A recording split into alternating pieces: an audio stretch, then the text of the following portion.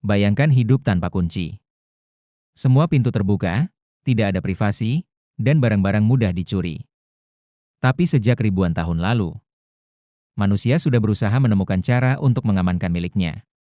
Itulah awal mula kunci, salah satu benda kecil yang mengubah cara kita hidup. Kunci tertua ditemukan di Irak, wilayah Mesopotamia, sekitar 4.000 tahun yang lalu. Bentuknya sangat besar, terbuat dari kayu. Dengan sistem sederhana berupa pasak yang harus diangkat agar pintu bisa terbuka.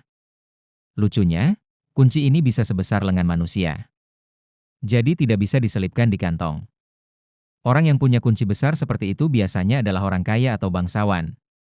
Karena hanya mereka yang perlu melindungi rumah dan harta. Di Mesir kuno, sistem kunci berkembang lebih canggih.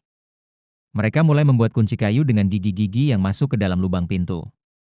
Prinsip ini mirip dengan kunci modern, walau ukurannya masih besar dan berat. Menariknya, kunci di Mesir bukan cuma alat praktis, tapi juga simbol status. Hanya pejabat atau bangsawan tinggi yang memiliki kunci. Dan seringkali bentuknya dihias indah. Bangsa Romawi kemudian membawa inovasi besar. Mereka membuat kunci dari logam, sehingga ukurannya lebih kecil dan mudah dibawa. Bahkan ada kunci yang dibuat dalam bentuk cincin. Jadi, seseorang bisa mengenakan kunci di jarinya, sekaligus menunjukkan statusnya. Semakin rumit kunci, semakin tinggi pula kedudukan pemiliknya.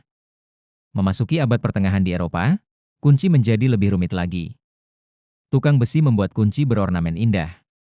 Dengan bentuk yang kadang menyerupai seni ukir. Kunci bukan hanya alat pengaman, tapi juga karya seni yang menunjukkan kekayaan pemilik rumah atau peti harta.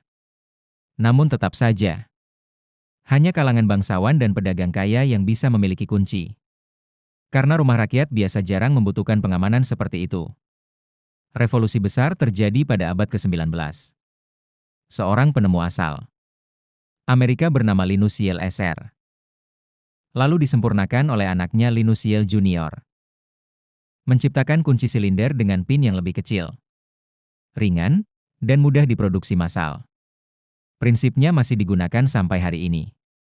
Inovasi Yale menjadikan kunci bukan lagi barang mewah, melainkan benda sehari-hari yang bisa dimiliki semua orang.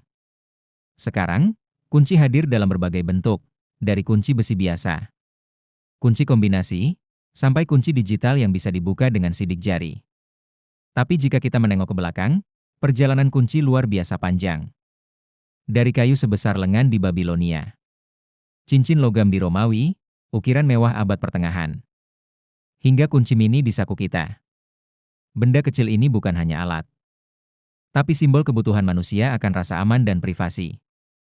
Jadi, lain kali kamu memutar kunci pintu rumah, ingatlah bahwa kamu sedang menggunakan teknologi yang sudah melindungi manusia selama ribuan tahun.